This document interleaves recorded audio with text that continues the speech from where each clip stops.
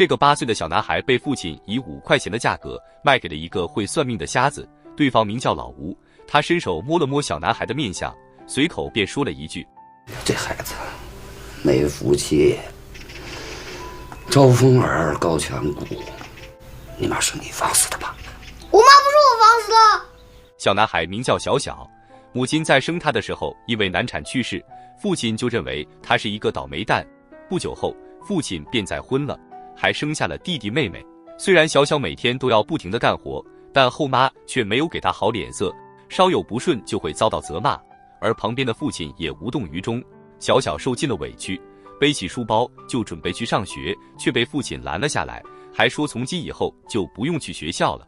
可小小还想继续上学，最后还是来到了学校，却在课堂上被父亲强行带走了。他带着小小来到了老吴的家。老吴是一名算命先生，但他双目失明，所以需要一个帮自己带路的人。小小读过书，还认识字，不仅能带路，还能收钱，这就是老吴看中他的原因。而小小已经察觉到了父亲的用意，所以就故意作对。当老吴向他提问的时候，他总是沉默不语，这把老吴气得不轻。哎呀，李木匠啊，我虽然是个盲人，可你这儿子他不光是盲，他还是个哑巴，你带走啊。父亲看小小故意捣乱，就把他狠狠地骂了一顿。你不认字吗？人家答应1个月给6块钱，现在就给5块钱了，就是因为你不争气。好，给人领到吧。小小就这样以5块钱的价格卖给了老吴。看着父亲离去的身影，他感到非常绝望。几天后，老吴就带着小小外出算命，他在路上喋喋不休，可小小却一声不吭，因为他不想带路，只想上学。他谎称自己要去上厕所，然后就想寻找机会逃跑。而老吴虽然眼睛看不见，心里却和明镜似的。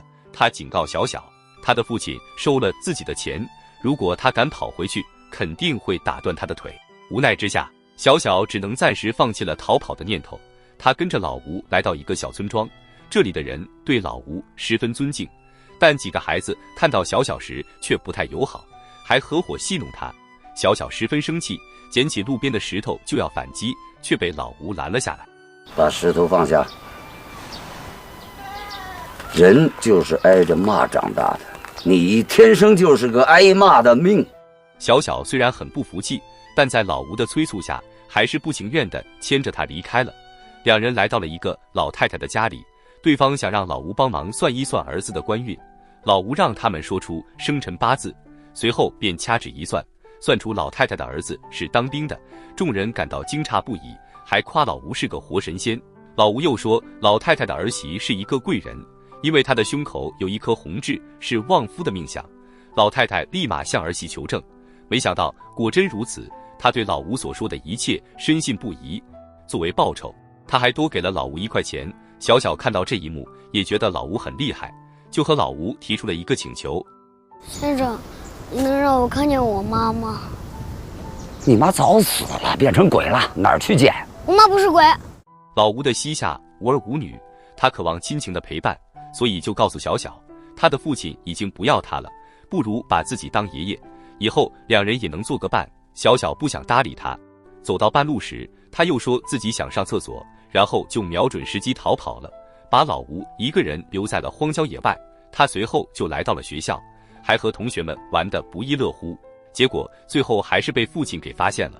他把小小再次带到了老吴的面前，还当着老吴的面将小小狠狠地揍了一顿。小小只能无奈地回到老吴的身边，继续给他带路。老吴能掐会算，在陌生人的家里讨水喝的时候，就能算出对方的家里刚刚死了人。婆婆就说自己的儿媳最近死了。老吴又问他，儿媳活着的时候是不是脾气不太好？听到这里，一家人直夸老吴是个活神仙，因为儿媳的脾气的确很差，和儿子也经常吵架。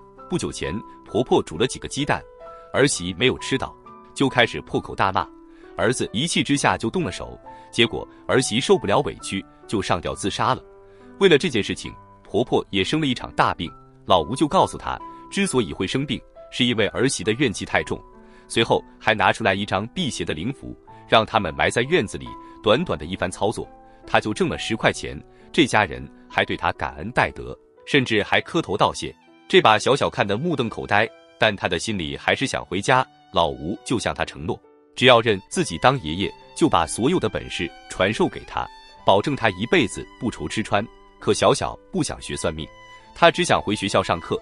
老吴看他油盐不进，只能骂了他几句，随后便继续赶路了。一直走到了天黑，他们终于找到了一户可以借宿的人家。这家人正在办丧事，听说老吴会说书，便邀请他进来表演。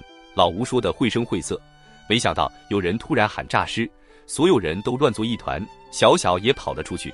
可他发现老吴还没有跑出来，便鼓足勇气走了回去。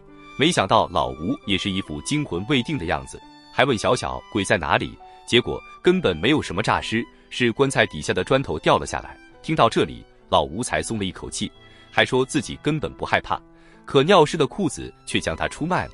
老吴很感激小小能回来救自己，小小却对老吴有些失望，他以为老吴真的是一个活神仙，没想到他还怕鬼，实在是有些可笑。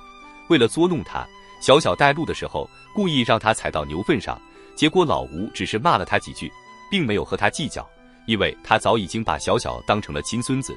其实两人的命运十分相似，都是小小年纪就没了妈，不过小小至少还有家，老吴却是一个人。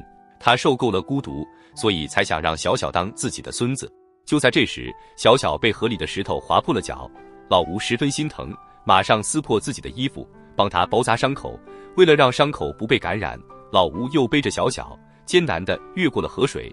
他已经把小小当成了亲孙子，有什么好吃的东西也会留给他。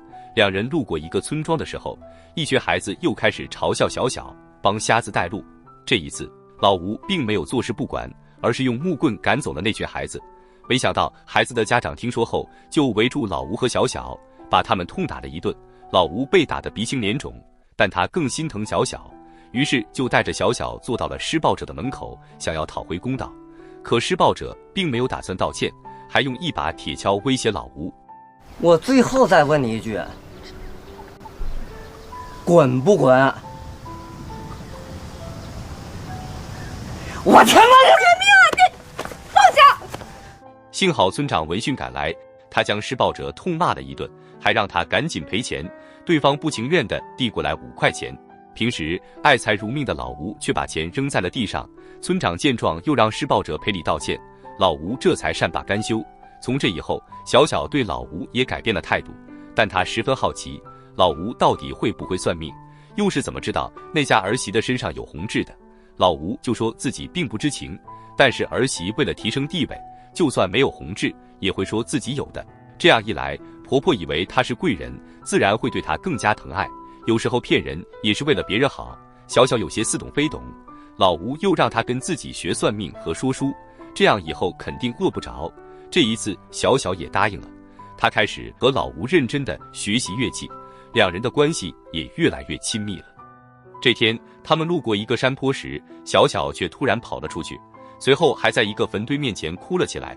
原来里面埋着他的妈妈。小小因为思念妈妈，哭得泣不成声。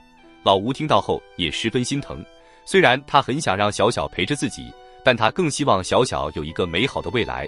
于是他把小小送回了学校，还塞给他一笔钱当学费，随后便转身离去。小小终于回到了教室，但在上课的时候，他对老吴还是有些不放心，于是就马上追了出去。可老吴已经走远了，他只能站在山坡上不停地呐喊着耶。老吴终于实现了自己的愿望，也成全了小小崭新的人生。在那个饥荒的年代，家里的孩子经常吃不饱，父亲为了减轻负担，就把小小卖给了老吴当零工。老吴双目失明，是小小陪着他跋山涉水，让他体会到了久违的亲情，所以他宁可让自己孤独终老，也不愿意让小小失去梦想。有时候成全别人也需要勇气，但又何尝不是一件美事呢？好了，故事就说到这里，喜欢记得关注我，我们下期再见。